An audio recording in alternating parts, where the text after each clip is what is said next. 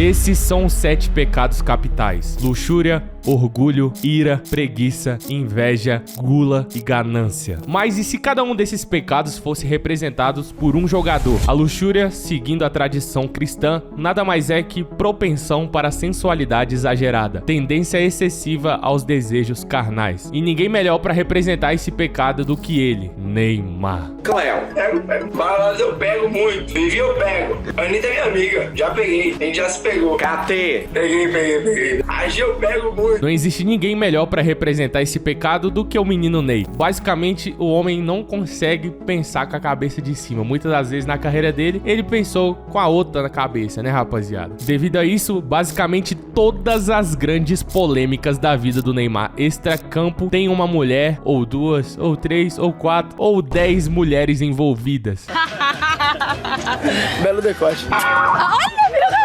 O Neymar em campo sempre foi diferenciado, para muitos considerado o jogador mais habilidoso da história. Mas fora dele, o homem continua atacante, ele continua a ousadia e a alegria até fora dos gramados. O lema dele é pra tudo. E realmente não consegue controlar os seus desejos carnais. De 1 a 10, a nota do desempenho do menino Ney. 4,5. 4,5? E a última agora foi o caso dele ter levado 10 moças de família, 10 meninas que estão estudando o Enem pra fazer medicina, 10 moças que com certeza vão ser as próximas juízas, as próximas delegadas, né? Então ele levou essas 10 moças pra fazer ali um estudo, todo mundo fazer o vestibular. Até hoje ninguém sabe se é verdade ou não, mas se tem alguém que curte uma luxúria, esse alguém é o menino Ney. Eu não sei se você lembra que se o Neymar é atacante fora de campo, a irmã do Neymar foi atacante com o Rodrigo também, mas não deu muito certo. É isso que eu tinha falado pra você. Quem sabe futuramente, né, você possa ter um genro. Rodrigo. Deixou quieto. Orgulho. O orgulho é a consciência do próprio valor, podendo se manifestar como uma emoção saudável de dignidade e realização ou como um sentimento excessivo de superioridade e arrogância. Interprete como quiser, mas ninguém representa melhor esse pecado do que ele, Cristiano Ronaldo. E digo sempre que sou o melhor, não há nenhum melhor que eu, podem dizer o que disserem, mas eu demonstro dentro de campo. Cristiano Ronaldo é sinônimo de confiança e ambição. Desde o início da carreira, sempre se viu como o melhor. Eu sou o melhor. Trabalhando incansavelmente para provar isso. Com 5 bolas de ouro, o homem é uma máquina. E eu poderia colocar 10 minutos aqui só de vídeos dele provando o seu orgulho. For me, the best player in the world ever, Diego Maradona. Me. Recentemente ele disse que é o mais completo da história, mais completo que Messi, Pelé, Maradona, qualquer um, e isso gerou muita polêmica. Eu creio que sou o jogador mais completo que existiu, minha opinião. Uma coisa são gostos, eu creio que sou eu. ¿Eres el mejor jugador de la historia? Eu creio que sim.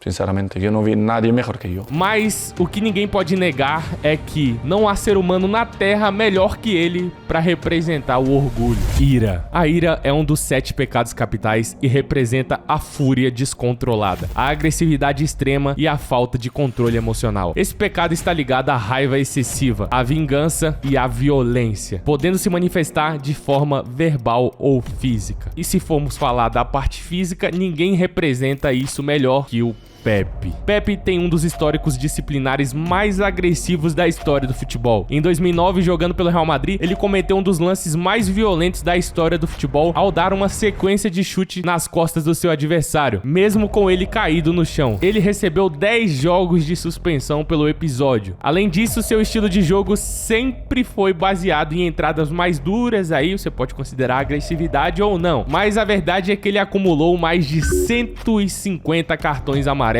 e 13 vermelhos na carreira. Outro exemplo bem marcante de ira é o do ex-goleiro Bruno. O goleiro Bruno foi além da violência dentro de campo e se tornou um dos casos mais chocantes do futebol brasileiro, com um crime que chocou o país. Seu caso representa a ira em um nível extremo, onde a falta de controle e a violência destruíram sua vida, a de várias pessoas e a sua carreira. Eu pensei várias vezes em citar esse caso aqui no vídeo, rapaziada. Eu não ia nem comentar comentar sobre esse caso, porque geralmente todo criador de conteúdo evita falar sobre esses assuntos extremamente sensíveis, né, mano? Só que eu, depois de pensar bastante, falei, cara, eu vou colocar pra conscientizar as pessoas, sabe? Aqui no canal a gente leva as coisas na resenha, no humor, mas mesmo que você não considere tudo que eu falei aqui agora como algo nocivo, é importante a gente falar sobre o controle das emoções, rapaziada. Tudo começa pequeno, tudo começa com um sentimento pequeno, e se você vai alimentando aquilo ali, daqui a pouco você perde o controle. Não no caso de fazer uma atrocidade igual o goleiro Bruno fez, mas se eu pudesse trazer uma mensagem pra vocês, aproveitando esse vídeo aqui, é de controle de suas emoções, tanto a tristeza, quanto o ego, quanto a preguiça, quanto todos os que eu vou citar aqui, mano. Tudo começa pequeno e que se você não tiver cuidado, pode se tornar uma coisa desastrosa, mano. Então, fugindo um pouquinho só do que a gente é acostumado aqui no canal, mas eu senti no direito, eu me senti à vontade pra trazer uma reflexão dessa aqui pra vocês, fechou? Preguiça. Preguiça representa a falta de esforço, a procrastinação e a resistência ao trabalho, ou a disciplina necessária para alcançar objetivos. Diferente do descanso necessário, a preguiça se torna um problema quando leva à negligência de responsabilidades, desperdício de talento e falta de ambição. E no futebol, ninguém representa isso melhor que o Luan. Eu poderia citar o Hazard, que é um caso extremamente famoso aí, né, rapaziada? O cara cedeu a preguiça aí e não virou o que ele poderia virar ali no Real Madrid. Ou o Vitinho também, do Flamengo, que é um caso de preguiça bem conhecido aqui no Brasil, né? O cara ficou conhecido como Mortinho, saiu do Flamengo assim com esse apelido, mas o Luan me chama mais a atenção. Luan surgiu como um talento absurdo pelo Grêmio. Em 2016, foi campeão da Copa do Brasil, destaque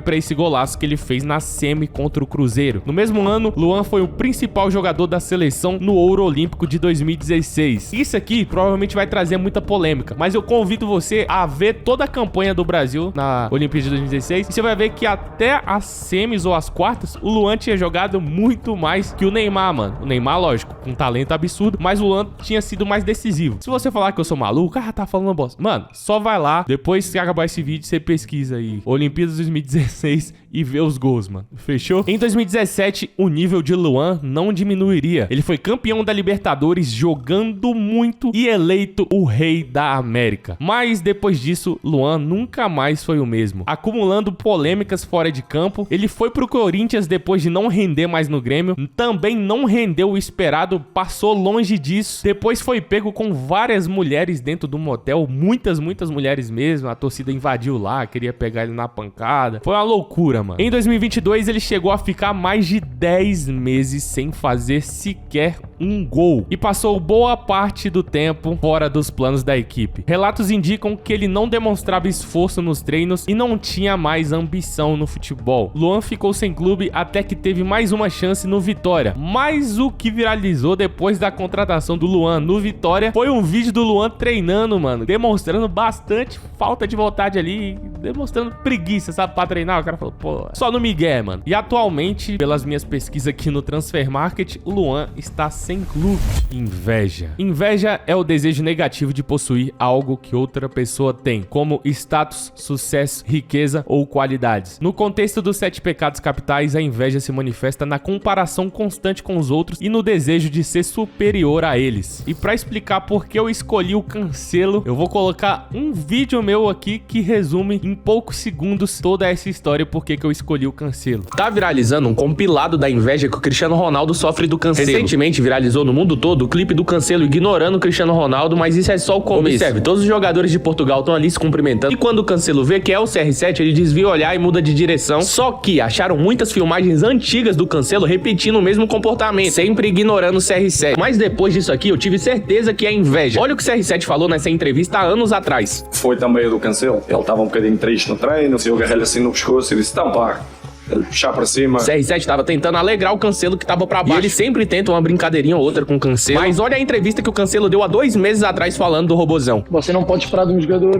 com 39. Hoje há muito talento na seleção, mas também não diria que a seleção foi dependente dele antes, porque acho que também tinha um grande jogador de antes. A seleção não dependia do Cristiano Ronaldo, não. Quem meteu um hat-trick na Suécia pra Portugal e pra Copa em 2014 foi o Cancelo, eu acho. Ganância. Ganância é o desejo excessivo de acumular bens, riquezas ou poder, muitas vezes sem considerar colherá as consequências. E no futebol, nós temos vários casos. Vários jogadores que saem do seu auge e escolhem ir para uma liga como a Arábia ou qualquer outra por dinheiro. E eu não tô julgando ninguém aqui, mas tem um jogador que abriu mão de tudo de uma maneira assim bem marcante e que eu acho que representa melhor que todos a respeito da ganância. E eu tô falando dele, Oscar. Oscar surgiu no São Paulo em 2008, mas foi no Inter que ele atingiu seu prime no futebol brasileiro. Sua Copa despertaram o interesse do Chelsea. Por lá, chegou destruindo, marcando golaços logo nas primeiras partidas. Quando o Oscar chegou no Chelsea, mano, a gente tinha um pouco assim, fala, pô, será que ele vai conseguir fazer lá na Europa o que ele fazia aqui no Brasil? Ele tava chegando num Chelsea, tinha acabado de ganhar a Champions, então já tava chegando num clube que tava num patamar alto. Mano, e o Oscar chegou destruindo. Eu lembro que ele meteu 2 golaços. Um que ele domina assim, tirando do zagueiro de uma maneira linda e pá, dá uma chapada. E tem um golaço que ele faz no meio campo também. Coisa de cinema, mano. Oscar chegou à seleção e mostrou ter um talento absurdo. Até hoje é o cara que mais deu assistência pro Neymar na seleção. Pelo Chelsea, ele foi 2 vezes campeão da Inglaterra, vencedor da Liga da Europa, campeão da Premier League, mas no auge da sua carreira, em 2017, trocou tudo e se transferiu pro futebol chinês para jogar no Xangai, numa transferência de 200 milhões. Mas o que chama a atenção é o salário. Oscar receberia 11 milhões de reais por mês. Oscar ficou por lá quase 10 anos. Ele mesmo já disse que trocou todo o prestígio do futebol mundial por dinheiro. Eu não julgo o Oscar, né, rapaziada? Tipo assim, mano, eu não tô falando que ele é,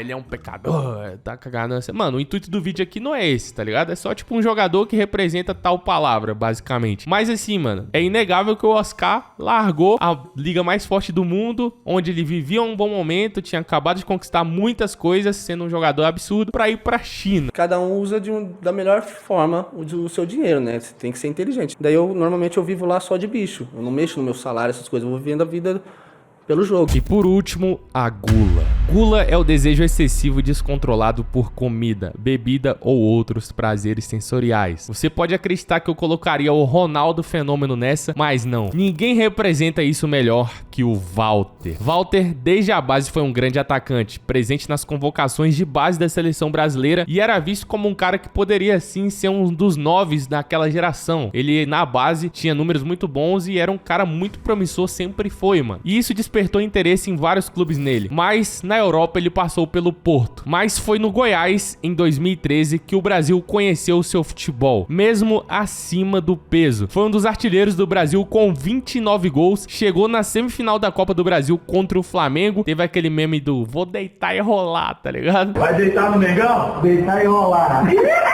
Deitar e rolar. Isso está se decidindo.